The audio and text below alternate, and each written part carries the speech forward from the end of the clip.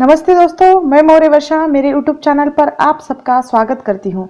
आज हम फणीश्वरनाथ रेणु का मेला आंचल इस उपन्यास को देखने वाले हैं। यह उपन्यास 1954 में प्रकाशित हुआ है। मेला आंचल की कथा वस्तु स्वतंत्रता प्राप्ति के 2-1 वर्ष पहले से लेकर लगभग 1 वर्ष बाद तक की रही है, जो महज 3 या 4 वर्षों की कथा वस्तु ठहरती है। यह एक बृहत काय उपन्यास है।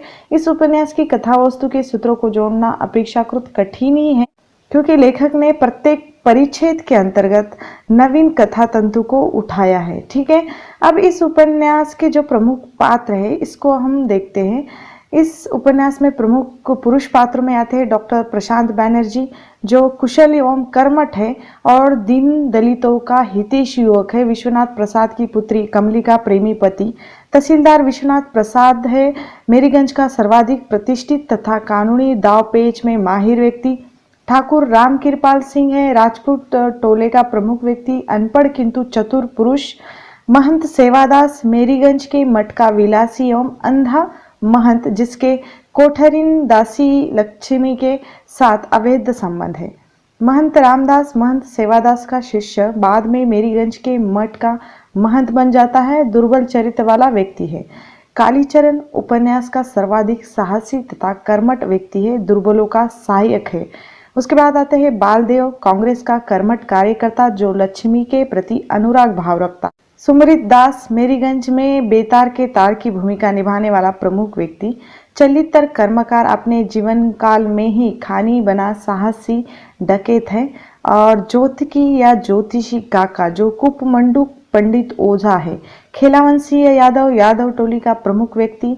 बावनदास, गांधी जी का अनन्य भक्त, कांग्रेस कार्यकर्ता। ठीक है, अब प्रमुख नारी पात्रों में आती है कमला या कमली, विश्वनाथ प्रसाद की पुत्री, डॉक्टर प्रशांत की प्रियसी पत्नी है। लक्ष्मी, एक कीचड़ में फंसा हुआ कमल, ऐसे उसे उपमा दी जाती है। फुलिया, अनेक प्रेम प्रसंगों की नायिका बनी शिथिल चरित्र वाली युवती। राम पियरिया, महंत रामदास की दासी पत्नी बनी कुटिल युवती। ठीक है, अब इसमें गौण पात्र आते हैं। गौण पात्रों में तहसीलदार हरगौरी, अपनी जो धूर्तता का शिकार हुआ भ्रष्ट तहसीलदार। वासुदेव, कालीचरण का दाहिना हाथ या समाजवादी कार्यकर्ता।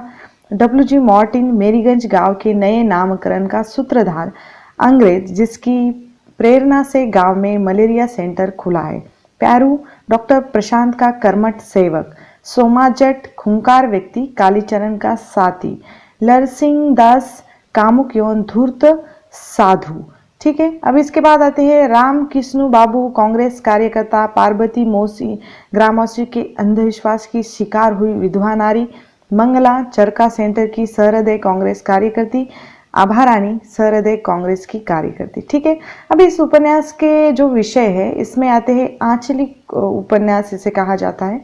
पिछड़े हुए गांव मेरीगंज का जीवन, ग्रामीण जीवन की विसंगतियों का चित्रण, भारतीय ग्रामीण समाज में वर्ग और वर्ण की राजनीति का चित्रण, धार्मिक जीवन में परिव्याप्त भ्रष्टाचार का पर्दाफाश, राजनीतिक जीवन की गतिविधियों तथा आर्थिक स्थिति का चित्रण, भौगोलिक तथा सामाजिक सांस्कृतिक पर्यावरण का चित्रण, ग्रामीण जीवन में व्याप्त अंधविश्वास का भी चित्रण। ठीक है, अब इस उपन्यास की कथा वस्तु को 2 खंडों में विभाजित किया गया है। हम भी इस उपन्यास की कथा वस्तु को 2 भागों में विभाजित करेंगे या 2 वीडियो उस पर बनाएंगे। पहला खंड है जिसकी शुरुआत उपन्यास का जो आरंभ है सन 1942 के स्वतंत्रता संग्राम की पृष्ठभूमि से संबंधित इस घटना की सूचना देते हुए नाटकीय ढंग से किया गया है। सन 1942 के जन आंदोलन के समय इस गांव में यद्यपि फौजियों का कोई उत्पात नहीं हुआ था, न आंदोलन की लहर ही इस गांव तक पहुंच पाई थी, तो भी जिले भर की घटनाओं की सूचनाएं अफवाहों के रूप में यहां पहुंचती जरूर थी। पहुंचाने वाली अफवाहें प्राय इस प्रकार की होती थी कि गोरे सिपाही किसी मोदी की लड़की को उठा ले गए। सिख और गोरे सिपाहियों में इस बात को लेकर गोली चल गई। अब इस गांव की बारी आई है। दुहाई माँ यानी काली दुहाई बाबा लरसिंह मालिक को तोला के तहसीलदार विश्वनाथ प्रसाद पूर्वोक्त बाल्टी संबंधी घटना को सुनकर सोचने लगी कि वह बाल्टी चोरी की हो गई। यह अंधविश्वास की बातें इस उपन्यास में ज्यादा है। इसके सर्वथा विपरीत राजपूत टोली में इस घटना ने यह रूप धारण कर लिया था कि कायस्थ टोली के जो विश्वनाथ प्रसाद और ततमा टोली के बिरंची को मिलिट्री के सिपाही पकड़ कर ले गई हैं। ये खबर जब गांव की यादव टोली में पहुंची तो उन्होंने उसका सारा दोष बलिया उर्फ बालदेव के सिर पर मढ़ते हुए उसे गिरफ्तार कर लिया। जब घटना गांव के विभिन्न वर्गों के लोगों में नाना रूपों में फैल जाती है, तभी तहसीलदार विश्वनाथ प्रसाद 1 सेर घी, 5 सेर बासमती चावल और 1 बकरा लेकर मिलिट्री वालों को डाली पहुंचाने जाते हैं और बिरंची को यह ताकीद करते हैं कि डाली में खर्च हुए 50 रुपये को वह अपने तोले और लोबिन के टोले से एकत्र करके उनके पास पहुंचा दे। जब तहसीलदार विश्वनाथ प्रसाद डाली का सामान लेकर बाग में पहुंचे तो उन्हें बाग में ठहरे लोगों से ज्ञात हुआ कि वह मिलिट्री से संबंधित नहीं है, अपितु डिस्ट्रिक्ट बोर्ड के आदमी हैं और पूर्णिया में एक मलेरिया सेंटर बनाने के संदर्भ में वहां आए हैं। वे बताते हैं कि इस बाग की जमीन बहुत पहले मार्टिन साहब द्वारा डिस्ट्रिक्ट बोर्ड को दी जा चुकी है। इसी समय राजपूत टोली और यादव टोली के लोग भी बाग में आ यादव टोली के लोग तो बालदेव के हाथ और कमर में रस्सियां बांधकर हो हल्ला मचाते हुए आते हैं। उन्हें आशा थी कि बालदेव फरार सुराजी कांग्रेस है, उसको पकड़वा देने पर गौर साहब कोग प्रसन्न होकर 2-4 हजार रुपए इनाम देंगे, लेकिन उन्हें इनाम मिलने के स्थान पर फटकार सहन करनी पड़ती है। और डिस्ट्रिक्ट बोर्ड के साहब ने जब यह पूछा कि इसे यहाँ बांध कर क्यों लाया गया है, लोग कहते हैं कि यह बालदेव गोप है, 2 साल जेल काट कर आया है, इस गांव का नहीं चनपट्टी का, और यहाँ मौसी के यहाँ आया है, खद्दर पहनता है और जय हिंद भी बोलता है। साहब किरानी ने जो बालदेव से परिचित था वह बताता है कि वह रामकृष्ण कांग्रेस आश्रम का कार्यकर्ता है, बड़ा बहादुर है। अभी एक ठाकुर राम कृपाल सिंह को इस तथ्य से बड़ी कुढ़न हो रही थी कि तहसीलदार विश्वनाथ प्रसाद साहब लोगों की जमीन की पैमाइश करने में सहायता करते हुए उसने घनिष्ठता बढ़ा रहे थे, जबकि वह उपेक्षित हुए खड़े थे। इसलिए उन्होंने एक बार अवसर पाकर साहब को सलाम ठोकते हुए अपना परिचय दिया और यह आग्रह किया कि उन्हें भी किसी सेवा का मौका दिया जाए। साहब ने हंसते हुए कहा कि उन्हें तो सेवा की आवश्यकता नहीं, हाँ, गांव में जो मलेरिया सेंटर खुल रहा है वह उसमें सहयोग दे सकता है। जाते हुए साहब ने बताया कि 7 दिन के अंदर डिस्ट्रिक्ट बोर्ड का मिस्त्री आ जाएगा। वे सभी लोग बांस, खड़, सुतली या अन्य आवश्यक चीजों का इंतजाम कर दें। तहसीलदार साहब बालदेव और रामकृपाल सिंह ने हाथ जोड़कर इस तथ्य से सहमति व्यक्त की। बालदेव कुछ दूर तक साहब की गाड़ी के साथ उन्हें छोड़ने गया और लौट आने के बाद बताया कि ये डिस्ट्रिक्ट बोर्ड के बंगाली ओवरसियर प्रफुल्ल बैनर्जी थे और उनका किरानी जिन बाबू पहले कांग्रेस के ऑफिस में किरानी। मेरीगंज में भी एक ऐसा गांव है जहां रोथहट स्टेशन से 7 कोस पूर्व की ओर बूढ़ी कोसी नदी को पार करके जाना पड़ता है। लेखक ने लिखा है कि लगभग 35 वर्ष पूर्व जब WG मार्टिन ने उस गांव में नील की कोठी की नींव जामी थी, लेखक ने लिखा है कि लगभग 35 वर्ष पूर्व जब WG मार्टिन ने उस गांव में नील की कोठी की नींव जमी थी, तभी आसपास के गांव में ढोल पिटवाकर इस तथ्य की घोषणा करा दी थी कि आज से इस गांव का नाम मेरीगंज हो गया। यदि कोई व्यक्ति उस गांव के पुराने नाम का भूल से भी नाम लेता तो साहब उसे कोड़ों से पिटवाता था। मार्टिन साहब जब अपनी परी जैसी सुंदर पत्नी को कलकत्ता से मेरीगंज लाए तो 1 सप्ताह बाद ही वह जड़िया बुखार से पीड़ित हो गई। मेरीगंज में उचित इलाज न होने के कारण 3 दिन बाद जब पूर्णिया से सिविल सर्जन को लाया गया तो उसके आने से पहले ही मेरी की मृत्यु हो जाती है। इस घटना के फलस्वरूप मार्टिन ने मेरीगंज में पोस्ट ऑफिस के पूर्व डिस्पेंसरी खुलवाने पर जोर दिया। वह इसके लिए उस इलाके के संबंधित अफसरों से भी मिलते हैं, डिस्पेंसरी के लिए अपनी जमीन की रजिस्ट्री भी करवा देते हैं। उन्हीं दिनों जर्मनी में कोयले से नील बनाने की पद्धति का आविष्कार हो गया था, जिससे गौर साहबों की नील की कोठियां बंद हो गई। मार्टिन तो इस दोहरे आघात का गहरा असर उनके मन पर हुआ। रांची स्थित पागल खाने में उनकी भी मृत्यु हो गई। मेरीगंज के लोग मार्टिन की नील की कोठी को भूत की कोठी कहने लगे। उनमें यह विश्वास हो गया था कि जो कोई भी उस कोठी की ओर जाता है तो वह जीवित नहीं लौटता है। मेरीगंज में सभी जातियों के लोग रहते हैं। वहां के राजपूतों तो कायस्थों के मध्य पुश्तनी मनमुटाव आ रहा था और मेरीगंज में ब्राह्मणों की संख्या कम थी। हाँ, वे तृतीय शक्ति का काम कम करते थे। बाद में कुछ दिनों से गांव का यादव दल भी जोर पकड़ के या पकड़ने लगा था। यदुवंशी क्षत्रियों द्वारा जनेऊ लेने के बाद भी गांव के राजपूतों ने उन्हें मान्यता नहीं दी थी। तहसीलदार विश्वनाथ प्रसाद 1000 बीघा जमीन के मालिक थे। गांव की बस्तियों के लोग उनके मोहल्ले को मालिक टोला कहा करते थे, जबकि राजपूत टोली के लोग उसे कैथ टोली कहते थे। राजपूत टोली के मुखिया राम कृपाल सिंह थे। उनके परदादा महारानी चंपावती के स्टेट के सिपाही थे। महारानी काशी जाने से पूर्व उनके नाम 300 बीघा जमीन कर गई थी। कायस्थ टोली के लोग राजपूत टोली को सिपहिया टोली कहते थे। यादव टोली के मुखिया का नाम खेलावन था, जो आरंभ में ग्वाला किंतु बाद में 150 बीघा जमीन का मालिक बन गया था। डिस्ट्रिक्ट बोर्ड के मिस्त्री गांव में डिस्पेंसरी बनाने के लिए आए तो बालदेव के उत्साह का ठिकाना नहीं रहा। इस उत्साह के मूल में यह कारण था कि ओवरसीयर साहब ने तहसीलदार विश्वनाथ प्रसाद और ठाकुर राम कृपाल सिंह की उपेक्षा करते हुए उसी को देश का सेवक बताया था। यादव टोली के खिलावन सिंह ने बालदेव से क्षमा याचना करके बालदेव को रस्सियों से बांधकर ले जाने के व्यवहार के लिए उसे यादव टोली में रहने का आग्रह किया, जिसे उसने स्वीकार कर लिया। बालदेव ने गांव के विभिन्न भागों में मिस्त्रियों के काम में उनका हाथ बटाने की जो जोरदार वकालत की कि मजदूर द्वारा जीविकोपार्जन करने वाली जातियों के लोगों ने 7 दिन तक मुफ्त मजदूरी करने का वचन दे दिया। वे लोग यह अवश्य चाहते थे कि गांव के मालिक लोग उनको इन दिनों की आधी मजदूरी दे दिया करें। बालदेव ने डिस्पेंसरी के संबंध में मालिक टोली के लोगों को मनाने की चेष्टा की तो उनका विभिन्न टोलियों ने भिन्न भिन्न प्रकार से विरोध किया। राम कृपाल सिंह डिस्पेंसरी के निर्माण में इसीलिए सहायता नहीं करना चाहते थे क्योंकि वे समझते थे कि डिस्पेंसरी के मुख्तियार विश्वनाथ और बालदेव थे। ब्राह्मण टोली अस्पताल बनाने का यह तर्क विरोध कर रही थी। डॉक्टर लोग इलाज करने के स्थान पर बीमारियां फैलाते हैं और सुई लगाकर शरीर में जहर देते हैं। उनका कहना था कि काला बुखार इन डॉक्टरों द्वारा ही फैलाया गया है तथा विलायती दवाओं में गाय का खून मिला रहता है। जब बालदेव शिवशंकर के यहाँ पहुंचा तो वे कहीं बाहर जाने के लिए घोड़े पर सवार हो चुके थे। हरगोरी उससे चिढ़ता था। उन दोनों में बहस भी हो गई थी। गांव में इस बहस एवं झगड़े पर तरह तरह की अफवाहें फैलाई और कहा गया कि हरगोरी ने बालदेव को जूतों से पीटा है।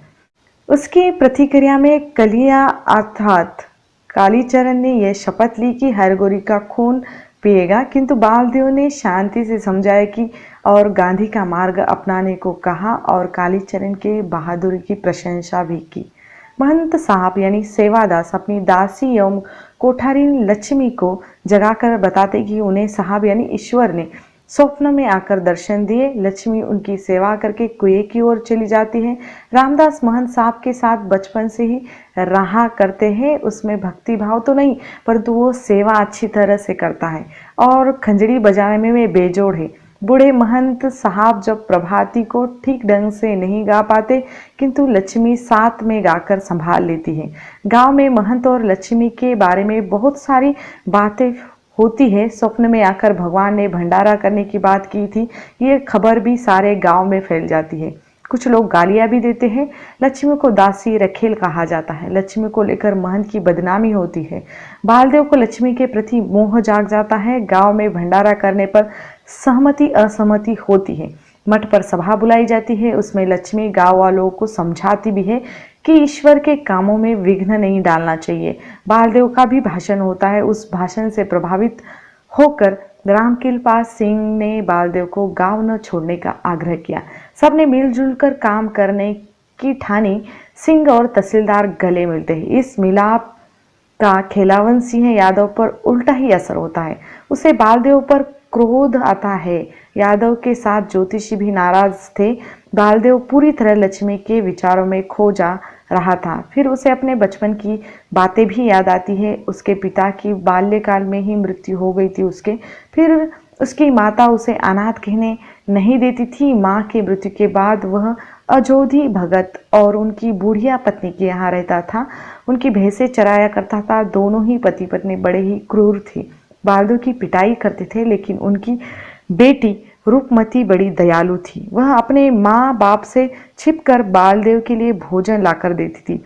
उसके बाद वकील रामकृष्ण बाबू और उनकी पत्नी माई जी की याद आती है। उनकी वकालत बड़ी अच्छी थी, किंतु महात्मा गांधी के प्रभाव में आकर उन्होंने वकालत छोड़ दी थी और गांव में घूमकर कांग्रेस का प्रचार कर रहे थे।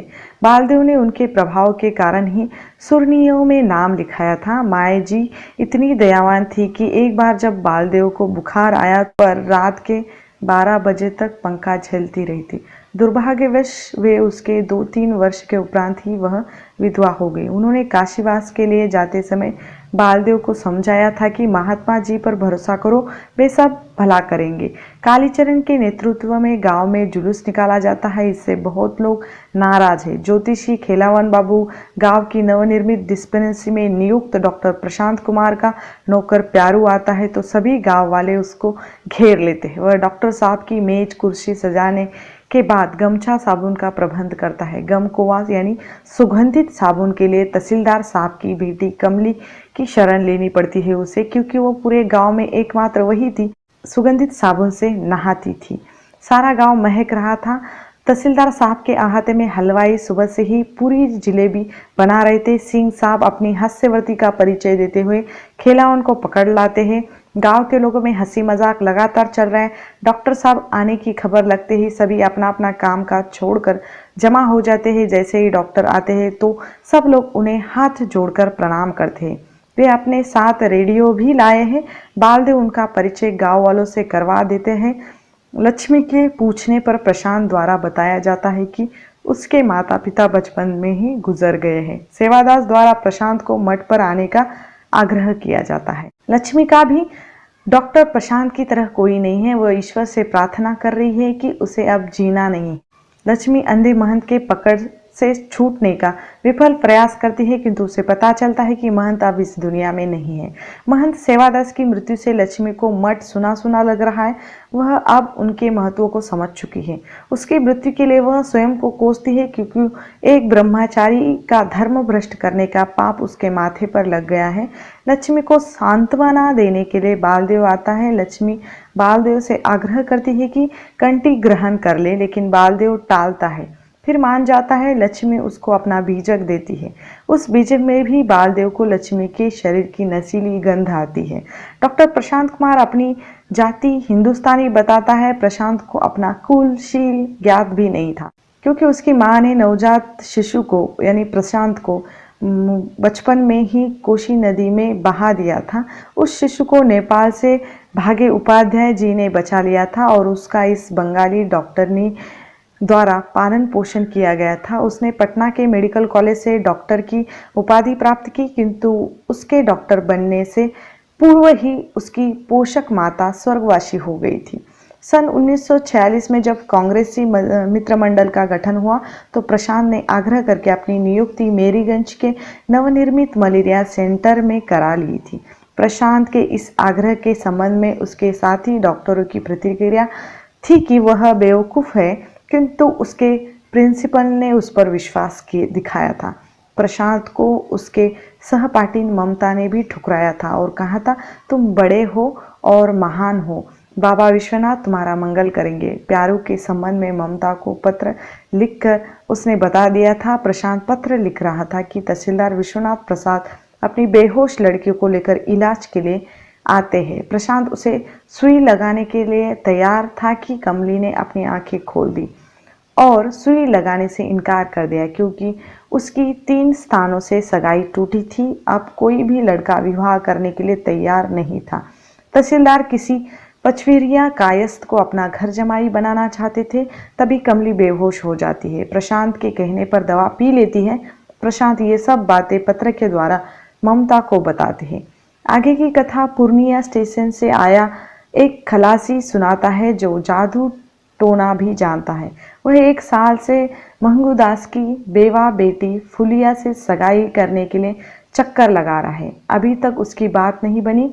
रमजूदास की पत्नी तंत्रिमा टोली की स्त्रियों की सरदार है। उससे ऊंची जाति के लोग भी डरते थे, क्योंकि उसने एक बार सिंह जी का मुंह बिगाड़ दिया था। टोली की जवान लड़कियां उसकी मुट्ठी में रहती है। उसको खुश करने के लिए खलासी उसके लिए कंगन लेकर आया है। फुलिया की इच्छा है, फिर भी वह माँ बाप के भय से कुछ बोल नहीं पाती। कंगन पाकर रमजूदास की स्त्री खलासी का पक्ष लेकर फुलिया के मां पर क्रोधित होती है।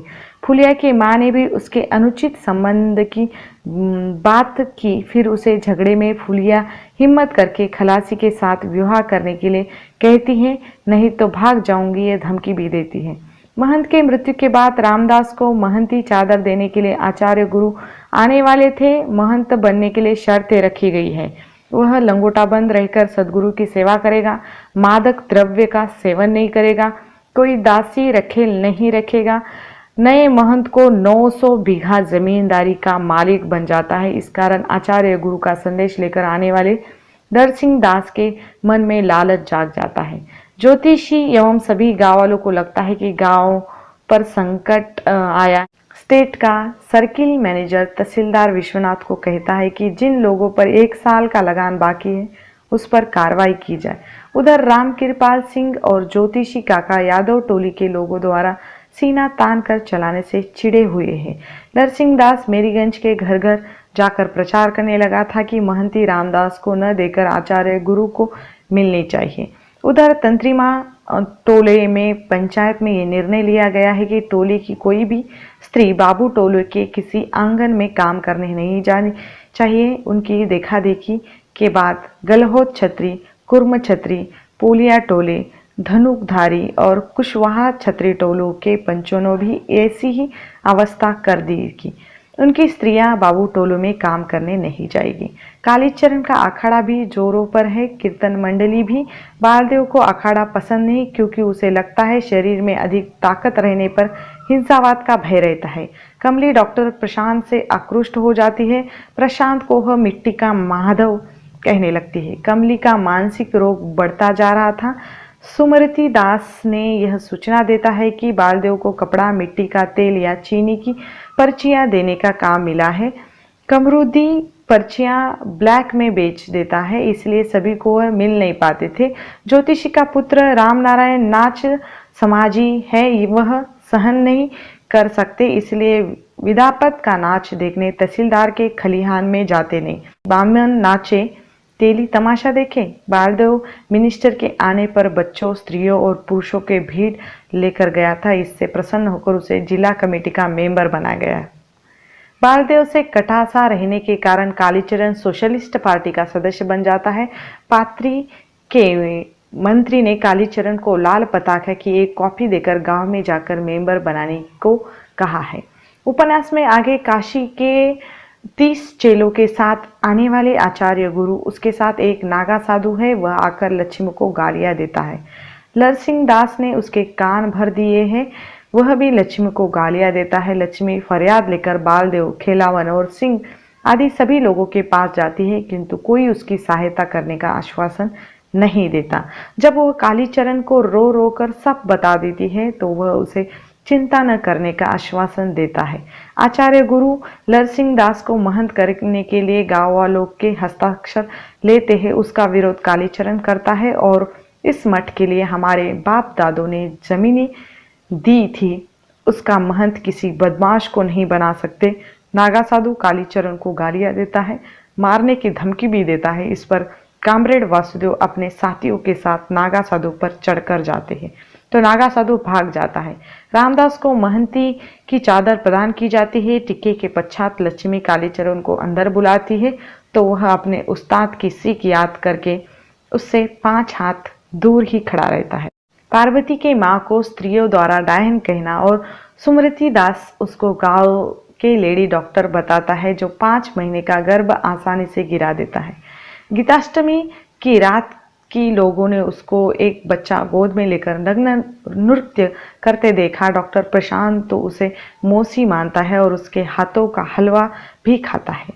गांव के स्त्रियां प्रशांत का भी अमंगल होगा ऐसा कहती है। कालीचरण प्रशांत को लाल सलाम करते हुए कहता है कि मेरीगंज कोठी के बगीचे में पूर्णिया की सोशलिस्ट पार्टी की मीटिंग होगी, पार्टी की सभा होती है। कालीचरण का भी भाषण होता है। देखते देखते पार्टी के 300 मेंबर हो जाते हैं। इस सभा में बालदेव भी भाषण देना चाहता है, किंतु उसे पूंजीवादी कहकर रोका जाता है।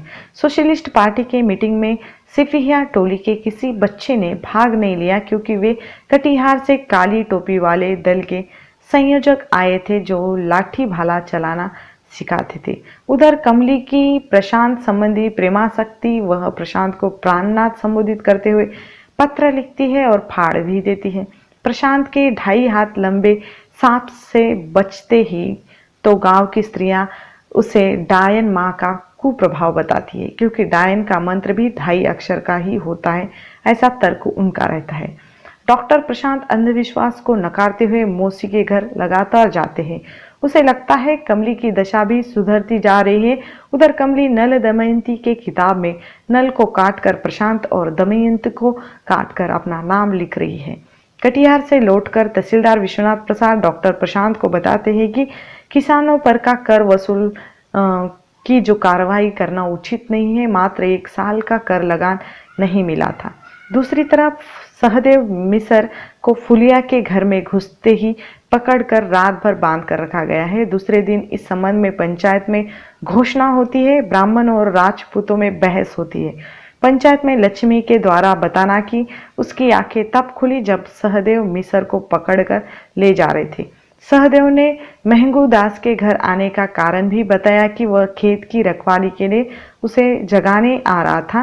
रास्ते में रबिया और सोनम को चोरी से शकरकंद उखाड़ते पकड़ा था, जिससे उन लोगों ने तेतरा और नक्छेदिया के साथ मिलकर झूठा हल्ला मचा दिया है।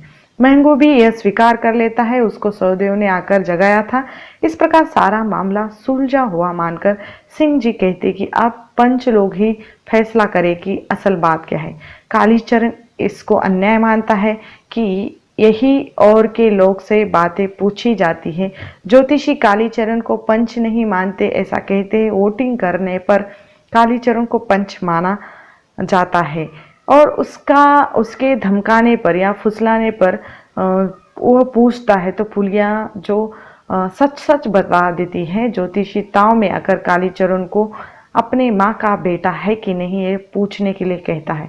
इस पर वासुदेव चिल्लाकर कहता है कि ज्योतिषी अपने पत्नी से जाकर पूछे उसके गर्भ में किसका बच्चा है।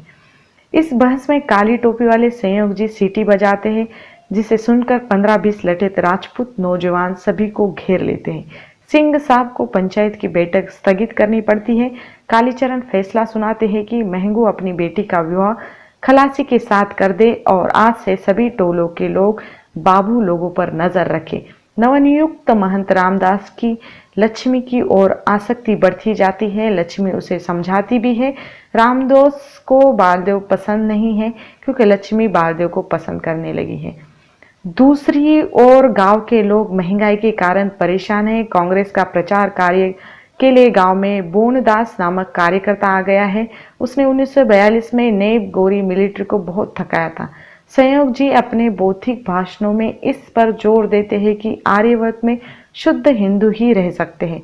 कामरेड वासुदेव लाल झंडे और कम्युनिस्ट पार्टी के सिद्धांतों का प्रचार करता है। सोशलिस्ट पार्टी के प्रचार कार्य में सहायता के लिए कालीचरण से जब चलितर कर्मकार आकर मिलता है, जिसके वजह से गांव में आतंक छा गया है, क्योंकि वह पिस्तौल चलाने में मिलिट्री को भी हरा देंगे। होली के त्योहार पर गांव के लोग कर्ज लेकर त्योहार मनाते हैं। कमली प्रशांत को रंग डालती है, प्रशांत भी उसके सिर पर डालता है।